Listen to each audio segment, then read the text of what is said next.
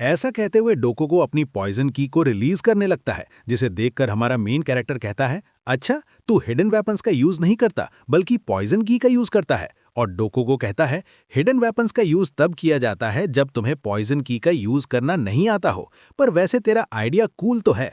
अगर मैं hidden weapon और पॉइजन की को कंबाइन करूं तो तेरा हाल कुछ ऐसा होगा।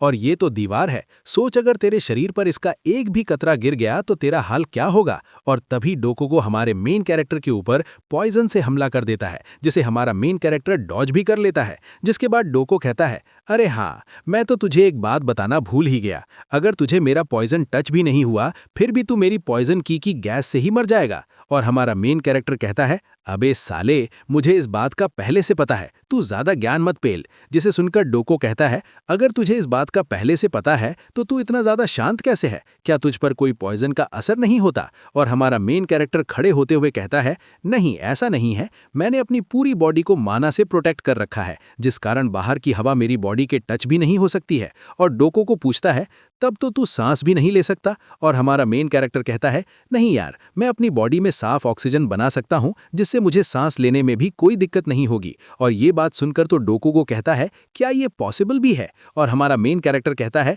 ऑफ कोर्स यार, मैं अपनी इंडस्ट्री का बेस्ट मेज हूं, तो तुझे नहीं लगता कि ये मेरे लिए पॉसिबल नहीं होगा? जिसे सुनकर डोकोगो थोड़ा गुस्सा आ जाता है और वो पॉइजन की बॉल बनाते हुए कहता है, अच्छा, अब मैं समझा कि मेरे भाई का बनना कोई कोइंसिडेंस नहीं था, बल्कि तू सच में ताकतवर है। और डोकोगो ऐसा करते हुए देखकर हमारा मेन कैरेक्टर अपनी आंखों में माना को फोकस करके देखता है कि डोकोगो 4 पॉइजन की बॉल्स बना रहा है। जिसके बाद डोकोगो उन 4 की 4 बॉल्स को हमारे मेन कैरेक्टर के ऊपर फेंकते हुए कहता है कि अगर तू इतना ही ज्यादा पावरफुल है तो इन्हें डच करके दिखा। पर हमारे मेन कैरेक्टर को तो इसकी सारी प्लानिंग पहले ही पता चल गई थी, इसीलिए वो एक्सेलरेट मैजिक का यूज करके उसकी चारों की चारों बॉल्स को एक ही बार में डच कर देता है। और इसे देखकर तो डोकोगो भी शॉक हो जाता है और वो कहता है, क्या तुमने सभी को डच कर दिया? मुझे नहीं लगता तू एक लेवल 4 का मेज है। और हमें दिखाया जाता है कि हमारा मेन कैरेक्टर अपनी गन निकालकर डोकोगो के मुंह के सामने रख देता है।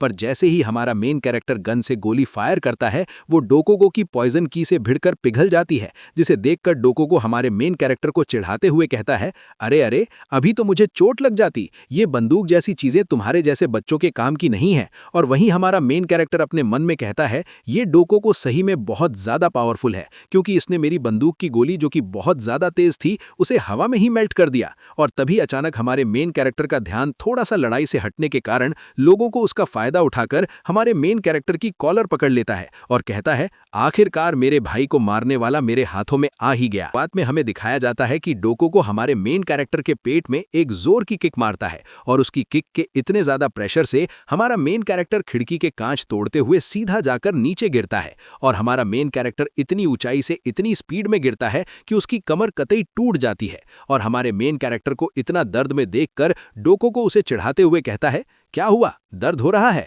पर दुख की बात तो यह है कि तुम इतनी ऊंचाई से इतनी स्पीड में नीचे गिरे हो, फिर भी इन लोगों ने तुम्हें नोटिस ही नहीं किया। जिसे सुनकर हमारा मेन कैरेक्टर थोड़ा दर्द में कहता है, मुझे इस बात से बिल्कुल भी फर्क नहीं पड़ता। और ये सुनकर डोकोगो कहता है, तेरा एक हाथ टूट चुका है और तेरी कमर की न जाने कितनी हड्डियां टूट चुकी होंगी, फिर भी तू इतनी ज्यादा अकड़ दिखा रहा है। और जब तू मेरे सामने जमीन पर गिरा था, ये मैच तभी खत्म हो चुका था। और ये सुनकर हमारा मेन कैरेक्टर अपनी छोटी अम्मा उठाते हुए कहता है, नहीं, अभी नहीं। और ऐसा कहते हुए हमारा मेन कैरेक्टर डोको की तरफ 2 गोली शूट भी कर देता है। और ये देखकर डोको कहता है, अरे, मैंने कहा था ना, ये बच्चों के खिलौने मेरे सामने कोई काम के नहीं है। और ऐसा कहकर डोकोगो उन दोनों गोलियों को पिघला देता है। और यही नहीं, इस बार तो हमारे मेन कैरेक्टर की छोटी अम्मा पर हमला करके उसे भी पिघला देता है। और ये देखकर हमारा मेन कैरेक्टर थोड़ा हैरान होते हुए अपने मन में कहता है कि इसका जहर तो बहुत ज्यादा खतरनाक है। इसने इस बार तो मेरी गोलियों को ही नहीं बल्कि मेरी बंदूक को ही पिघला दिया है। जिसके बाद डोको एक पॉइजन स्पीयर तैयार करते हुए कहता है, मैंने कहा था ना, ये मैच कब का ही खत्म हो चुका है, तो अब समय आ गया है तुम्हारी जिंदगी को गुड बाय करने का। पर तभी कुछ ऐसा होता है जिससे डोकोगो थोड़ा चौंक जाता है और हमें दिखाया जाता है कि मैरिन सभी लोगों को कह रही होती है, सभी एक साथ मुझे चीयर करो। और सारी की सारी ऑडियंस में बैठे लोग उसे एक साथ चीयर करने लगते हैं। और इतनी सारी चीयर्स की आवाजें सुनकर हमारा मेन कैरेक्टर कहता है, आखिर उसे याद था। जिसके बाद हमारा मेन कैरेक्टर डोको पर सारी की सारी सारी आवाज़ों को इकट्ठा करके साउंड बाइंड मैजिक का यूज़ करता है और ये सब देखकर डोकोगो तड़ा चिल्लाते हुए कहता है, अब ये तुम्हारी कौन सी नई चाल है, पर फिर भी कोई दिक्कत नहीं है। आज मैं तुम्हारी इस चाल में नहीं फंसने वाला हूं, क्योंकि आज तुम मेरे हाथों से यहीं पर खत्म होने वाले हो। पर तभी डोको को एक बहुत जोर का झटका लगता है और ये कोई बिजली वाला झटका नहीं है बल्कि साउंड वेव का झटका है। और इतने जोरदार झटके से डोकोको के कान, नाक, आंख चारों तरफ से खून आने लगता है, पर फिर भी वो नीचे नहीं गिरता है। और ये सब देखकर हमारा मेन कैरेक्टर अपने मन में कहता है, चाहे डोकोको मेरा दुश्मनी क्यों ना हो, पर फिर भी मैं इसकी रिस्पेक्ट करता हूं, क्योंकि इतना बड़ा झटका खाने के बाद भी अपने घुटनों पर नहीं गिरा। और ये साउंड वेव कोई नॉर्मल नहीं थी, बल्कि इसके अंदर हजारों लोगों की एक साथ चीयर्स करने की आवाज थी, जिसका झटका आम तौर पर आसमान से गिरने वाली बिजली के बराबर होता है। और हमें दिखाया जाता है कि डोकोगो अगले सेकंड में अपने पॉइजन स्फीयर को हमारे मेन कैरेक्टर की तरफ फेंक देता है, पर उस पॉइजन स्फीयर को हमारा मेन कैरेक्टर भी डॉज कर लेता है और कहता है कि डोकोगो को ना तो दिखाई दे रहा है और ना ही सुनाई दे रहा है, पर फिर भी वो अपने ईस पर भरोसा करते हुए मेरे ऊपर निशाना लगा पा रहा है। सच में ये एक बढ़िया असैसियन है। जिसके बाद हमें दिखाया जाता है कि डोको को बहुत ज्यादा दर्द हो रहा होता है और ये देखकर हमारा मेन कैरेक्टर कहता है, बहुत ज्यादा दर्द हो रहा है ना, रुको एक ही बार में इसे खत्म कर देता हूं। और ऐसा कहकर हमारा मेन कैरेक्टर विंड बुलेट का यूज करके डोकोगो को वहीं पर खत्म कर देता है। और डोकोगो को खत्म करने के बाद हमारा मेन कैरेक्टर चैन की सांस लेता है, जिसके बाद वो कहता है कि ये बहुत अच्छी बात है कि मैरिन को हमारी ये बात याद थी। जिसके बाद हमें पता चलता है कि वो कौन सी बात थी। जिस दिन हमारा मेन कैरेक्टर रात को मैरिन को लेकर रिहर्सल करने आया था, तो उसने मैरिन को कहा था कि हमें एक चीज की रिहर्सल करनी बहुत ज्यादा जरूरी है, और वो ये है कि जब भी तुम 2 गोलियों की आवाज एक साथ सुनो तो सभी पटाखों को एक साथ लॉन्च कर देना, जैसे कोई दिवाली हो, और सभी लोगों को चीयर करते हुए जोर से चिल्लाना। जिसे सुनकर मैरिन कहती है, इतना सिंपल, बस तुम्हें इतना ही चाहिए। और हमारा मेन कैरेक्टर कहता है, हाँ ये मेरे लिए काफी है। जिसके बाद हमें प्रेजेंट का सीन दिखाया जाता है, जहां पर हमारा मेन कैरेक्टर बेहोश होते हुए अपने मन में कहता है कि आज का दिन तो बहुत ज्यादा बिजी था, ये 1 मिलियन बेल्स मुझे बहुत महंगे महंगे पड़े हैं, पर कोई दिक्कत नहीं, इंडस्ट्री का बेस्ट काम इसी तरीके से होता है। और ऐसा कहकर हमारा मेन कैरेक्टर बेहोश हो जाता है। जिसके बाद हमें 3 दिन बाद का सीन दिखाया जाता है, जहां पर मैरिन हमारे मेन कैरेक्टर से पूछती है, क्या तुम ढंग से चल पा रहे हो या तुम केवल टफ दिखने का नाटक कर रहे हो। और हमारा मेन कैरेक्टर कहता है, पर मैं ऐसा क्यों करूंगा, तुमने तो मेरे लिए एक हाई लेवल प्रीस्ट को बुलाया जिससे मैं बहुत जल्दी ठीक हो गया। और मैरिन कहती है, हाँ अगर तुम मर जाते तो मुझे बहुत ज्यादा गिल्टी फील होता, क्योंकि जब मैंने तुम्हें देखा तो तुम मरने की हालत में ही थे। और हमारा मेन कैरेक्टर अपने मन में कहता है, मैं इतनी भी बुरी हालत में नहीं था। और मैरिन कहती है, चलो अब तुम यहाँ पर हो ही तो पेमेंट की बात कर लेते हैं। और ऐसा कहकर वो इमली को बुलाती है, और बस इतना सुनते ही इमली भी वहां पर प्रकट हो जाती है, जिसे देखकर हमारा मेन कैरेक्टर कहता है, अबे ये कहां से आई। जिसके बाद इमली कहती है कि तुम्हारा टोटल बनता है 1.1 मिलियन बेल्स, क्योंकि हमने इसमें 1 लाख बेल्स और जोड़ दिए हैं। और ऐसा हमने इसीलिए किया क्योंकि हम तुम्हारे बहुत ज्यादा शुक्रगुजार हैं, क्योंकि हम तुम्हारे बिना हमारा ब्रांड में प्रोग्राम अच्छे से नहीं कर पाते। पर अब जब सब अच्छे से हो गया है तो हम एम्परर से मैरिन के फादर के लिए वो एलिक्सर मांग सकते हैं। जिसके बाद हमारा मेन कैरेक्टर पैसे लेकर कहता है कि इसमें तुम दोनों का भी उतना ही हाथ है, क्योंकि तुम दोनों स्ट्रांग बने रहे, जिससे मुझे भी बहुत ज्यादा हिम्मत मिली। और वैसे थैंक यू मुझे एक्स्ट्रा पेमेंट देने के लिए, और मैं ये भी प्रार्थना करता हूं कि तुम्हारे पापा जल्द ठीक हो जाएं। और ऐसा कहकर हमारा मेन कैरेक्टर वहां से निकलने लगता है। पर तभी मैरिन पूछती है, वैसे क्या तुम आज सिटी में ही रहोगे या निकल जाओगे। जिसके जवाब में हमारा मेन कैरेक्टर कहता है, नहीं आज मैं सिटी में ही रहूंगा, क्योंकि मेरा एक काम अभी भी बाकी है। और ये सुनकर मैरिन कहती है, अगर ऐसा है तो तुम थोड़ा बच कर रहना, क्योंकि तुमने आरा स्वीट का दिल दुखाया है, और क्या पता वो पागल लड़की तुम्हारे साथ क्या बैठ करे। जिसे सुनकर हमारा मेन कैरेक्टर कहता है, अरे उसकी चिंता मत करो, अगर किसी को अपना ध्यान रखना चाहिए तो वो तुम हो, इसीलिए अपना ज्यादा ध्यान रखना। और ये सुनकर मैरिन कहती है, अरे यार तुम्हारा कॉन्फिडेंस तो बहुत ही ज्यादा क्रेजी है, वैसे क्या तुम अब भी मुझे अपना रियल नेम नहीं बताओगे। और ये सुनकर तुम्हारा मेन कैरेक्टर शॉक हो जाता है। जिसके बाद वो थोड़ा मुंह बनाकर कहता है, हे तुम किस बारे में बात कर रही हो। जिसे सुनकर मैरिन कहती है, अच्छा मैं तुम्हें कोई पागल दिखाई दे रही हूँ, मुझे तुम्हारे कलर्ड कॉन्टैक्ट लेंस दिखाई दे रहे हैं। और ये सुनकर हमारा मेन कैरेक्टर समझ जाता है कि उसका नाटक अब खत्म हो चुका है। जिसके बाद वो मैरिन से पूछता है, अगर तुम्हें मेरे बारे में तुम्हें पहले से पता था तो तुमने मुझे हायर ही क्यों किया? जिसके जवाब में मैरिन मुस्कुराते हुए कहती है, तुम्हारे एक्सप्रेशन देखकर जब मैंने तुम्हें बताया कि मैं अपने पापा को बचाना चाहती हूँ तो तुमने बिना किसी हिचकिचाहट के मेरी रिक्वेस्ट एक्सेप्ट कर ली। तब मुझे लगा कि मैं और कोई नहीं बल्कि खुद को ही शीशे में देख रही हूँ, क्योंकि तुम बिल्कुल मेरी ही तरह थे। इसीलिए मैंने अपनी जिंदगी के साथ एक जुआ खेला। जिसे सुनकर हमारा मेन कैरेक्टर थोड़ा ड्रामा करते हुए कहता है, ओहो मिस मैरिन, तुम तो बहुत ज्यादा लापरवाह हो। ये तो मैं था तो तुम बच गई, अगर कोई और होता तो वो आरा स्वीट के साथ मिलकर तुम्हारा गेम बजा देता। जिसे सुनकर मैरिन थोड़ा चिढ़ते हुए कहती है, अब तुम मुझे अपना असली नाम बताओगे या नहीं? और ये सुनकर हमारा मेन कैरेक्टर कहता है, अरे शांत हो जाओ, शांत हो जाओ, मेरा असली नाम है ऑस्कर क्रूशियन। जिसे सुनकर मैरिन थोड़ा चौंकते हुए कहती है, ये नाम तो कहीं सुना हुआ सा लगता है। और तभी पीछे से इमली कहती है, तो अच्छा तुम वही व्हाइट टावर के जीनियस हो जिसने कैडना फ्लू की दवाई बनाई थी। और ये सुनकर तो मैरिन के दिमाग की बत्ती भी जल जाती है और वो कहती है, अच्छा मैंने तुम्हें न्यूज़पेपर में देखा था, तो क्या तुम सच में एक जीनियस हो? पर तुम यार मुझे थोड़े से नॉर्मल टाइप के जीनियस लगते हो। और ये सुनकर हमारा मेन कैरेक्टर कहता है, हाँ वैसे तुम भी मुझे एक नॉर्मल सिंगर ही लग रही हो। जिसे सुनकर मैरिन को थोड़ा गुस्सा आ जाता है और वो कहती है, क्या बोला? मैं तुझे एक नॉर्मल सिंगर लगती हूँ? और तभी हमारा मेन कैरेक्टर कहता है, पर जब तुम स्टेज पर होती हो तो तुम किसी ग्रेट स्टार से कम नहीं लगती हो। और ये सुनकर मैरिन ब्लश करने लगती है, जिसके बाद वो कहती है कि तुम्हें बात घुमाना बड़े अच्छे से आता है। वैसे बहुत बहुत थैंक यू मेरी मदद करने के लिए, मेरी लाइफ के ग्रेटेस्ट बॉडीगार्ड। और ऐसा कहकर मैरिन हमारे मेन कैरेक्टर से हाथ मिला लेती है। जिसके बाद हमारा एक सीन शिफ्ट होता है और हमें ब्रांड होटल के एक रूम का सीन दिखाया जाता है, जहां पर एक बंदा गेट खोलकर आते हुए कहता है, सीनियर मेरे पास 2 न्यूज है,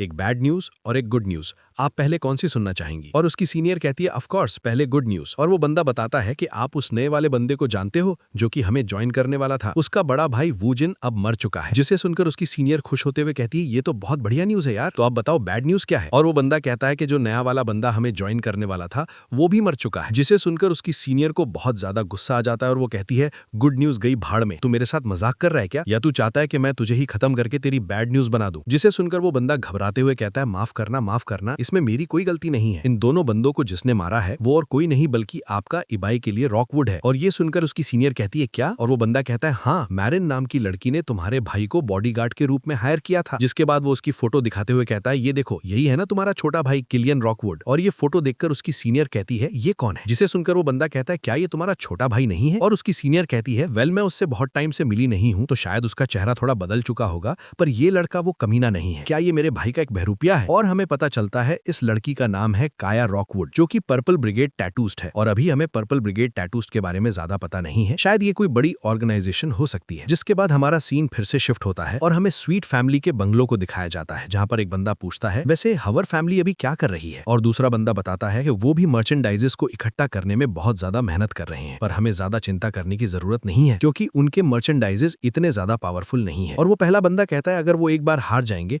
तो वो अपने आप पीछे हट जाएंगे, पर कितने ज्यादा जिद्दी है वो। और हमें पता चलता है इस बंदे का नाम है मार्क स्वीट, जो कि आरा स्वीट का बाप है हर चीज में। जिसे सुनकर वो दूसरा बंदा कहता है, वैसे आपने एक बढ़िया पॉइंट उठाया है, अगर वो बजवर जो कि पहले प्रेशियस मेहर रह चुके हैं, उनकी फैमिली से भी है जिन्होंने 2 साल तक ब्रांड में राज किया और पूरे ब्रांड को अपनी मुट्ठी में रखा, फिर भी वो अपने पेट्रियास को नहीं बचा पाए। और ये सुनकर मार्क कहता है, ओए, जिससे वो दूसरा बंदा उससे माफी मांगता है। जिसके बाद मार्क पूछता है, वैसे वो बजवर के सीक्रेट डेटा को खोलने की प्रोसेस कैसी चल रही है? और वो दूसरा बंदा कहता है, जैसा कि आपने कमांड किया था, वो बजवर का लड़का बहुत ही ज्यादा जिद्दी है, वो अभी भी अपने बाप के लगाए पासवर्ड मैजिक को नहीं खोल पाया है और फिर भी उसने अभी तक हार नहीं मानी है। और वैसे तो इसमें हमारा ही फायदा है क्योंकि हमें पता चल चुका है कि वो सीक्रेट डॉक्यूमेंट्स कहां पर है। और ये सुनकर मार्क हंसते हुए कहता है, हाँ लगता है कि भगवान भी हमारे साथ है। और वैसे क्या 2 दिनों में सारी तैयारियां खत्म हो जाएगी ना? जिसे सुनकर वो दूसरा बंदा कहता है, ऑफ कोर्स हमने लगभग सारी तैयारियां कर ली हैं और आज तो मैं बढ़िया बढ़िया पटाखे भी लेके आऊंगा। जिसके बाद मार्क कहता है, अरे हाँ मुझे एक और बात पूछनी थी, वैसे वो कौन था जिसने मेरी बेटी का दिल दुखाया है? जिसे सुनकर वो बंदा थोड़ा चौंकते हुए कहता है, क्या आरा स्वीट का? और मार्क कहता है, हाँ उसने मेरी बेटी को बहुत ज्यादा गुस्सा दिलाया है, इसलिए जल्दी से पता करो कि वो कौन था और वो कहां से आया था। जिसे सुनकर वो दूसरा बंदा कहता है, मैं जानता हूं वो कौन थे, वो थे मैरिन मारिया और व्हाइट टावर से किलियन रॉकवुड। जिसे सुनकर मार्क कहता है, मैरिन मारिया उसे कुछ मत करना क्योंकि वो एम्परर के साथ जुड़ चुकी है। और वो बंदा पूछता है, तो हमें किलियन रॉकवुड के साथ क्या करना चाहिए? और मार्क वाइन का ग्लास उठाकर कहता है, तुम उसे ट्रैक करो और उसके पल पल की खबर अपने पास रखो, क्योंकि हवर फैमिली से निपटने के बाद हम उससे भी निपट लेंगे, क्योंकि उसे भी तो पता चलना चाहिए मेरे ही शहर में आके मेरी ही बेटी को बुली करने की कीमत क्या होती है। और वहीं काया कहती है कि लगता है उसे डर नहीं लगता है जो उसने पर्पल ब्रिगेड टैटूइस्ट को टच करने की कोशिश की है। जिसके बाद काया और मार्क साथ में कहते हैं, तुम्हें अपने किए पर पछतावा जल्द होगा किलियन रॉकवुड। और वहीं हमारा मेन कैरेक्टर और किलियन तो बिना किसी चिंता के मस्त चाय, कॉफी, जूस सभी का आनंद ले रहे हैं। और अगर तुम्हें भी ऐसा आनंद चाहिए तो जल्दी से वीडियो को लाइक कर दो, चैनल को सब्सक्राइब कर दो और बेल आइकन को प्रेस कर दो ताकि नेक्स्ट पार्ट आते ही तुम्हें सबसे पहले पता चल जाए। हमें किलियन को दिखाया जाता है जो कि हमारे मेन कैरेक्टर से थैंक यू कहता है उसका कमीशन पूरा करने के लिए, जिसे सुनकर हमारा मेन कैरेक्टर कहता है, अरे थैंक यू की कोई बात नहीं है, वैसे तुम अब बताओ कि तुम्हारी बॉडी कैसी है। और किलियन कहता है, हाँ तुम्हारी पिटाई के बाद अब मैं थोड़ा ठीक हो चुका हूँ। जिसे सुनकर हमारा मेन कैरेक्टर कहता है, ये तो बड़ी अच्छी बात है। जिसके बाद किलियन कहता है, वैसे तुम वो कमीशन फीस का पैसा अपने पास ही रखना क्योंकि हम पोरेस्ट के वॉरियर किसी के हक का पैसा नहीं लेते। जिसे सुनकर हमारा मेन कैरेक्टर कहता है, ये बड़ी अच्छी बात कही आपने। जिसके बाद किलियन पूछता है, वैसे तुम अब कहाँ जाने वाले हो, क्या तुम व्हाइट टावर जाने वाले हो। और हमारा मेन कैरेक्टर कहता है कि अगर मैं ना कहूं तो क्या तुम अब भी मुझे फोर्सफुली लेके जाओगे। और किलियन कहता है, ना बाबा ना, तेरी धुलाई से मेरा पेट एक बार भर चुका है, तुझे जहां जाना है वहां जा, क्योंकि हमने जितना सोचा था तू उससे ज्यादा टैलेंटेड है, इसीलिए मैंने इस बात की रिपोर्ट व्हाइट टावर में भी कर दी है। और ये सुनकर हमारा एमसी कहता है, तब तो ये बड़ी अच्छी बात है, वैसे मैं अभी ब्रांड ब्रांच के ब्लड टावर में जा रहा हूँ। जिसे सुनकर किलियन पूछता है, ब्लड टावर में, पर क्यों।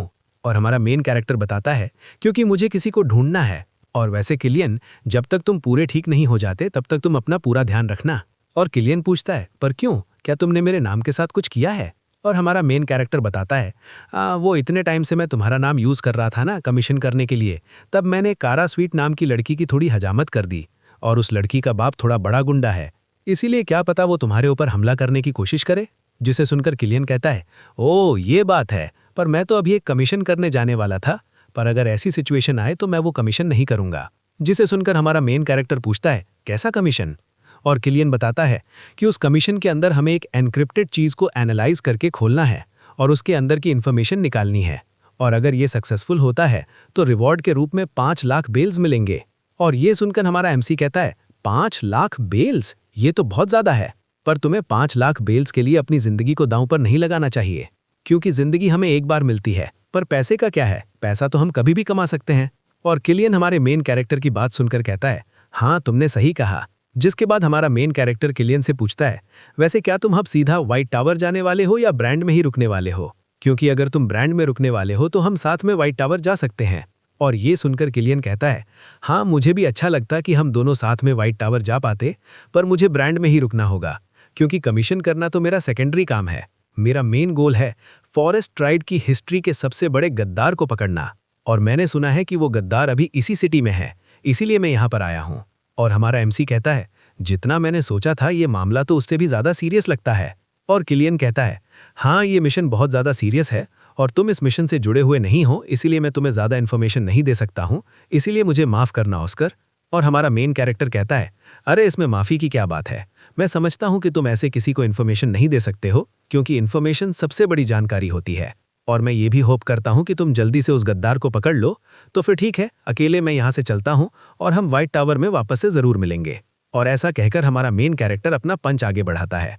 और ये देखकर किलियन कहता है, अबे तुझे मेरे फॉरेस्ट ट्राइब के ग्रीटिंग मेथड के बारे में कैसे पता चला कि हमें अगर किसी को ग्रीट करना होता है तो हम अपना पंच आगे बढ़ाते हैं, बता बता।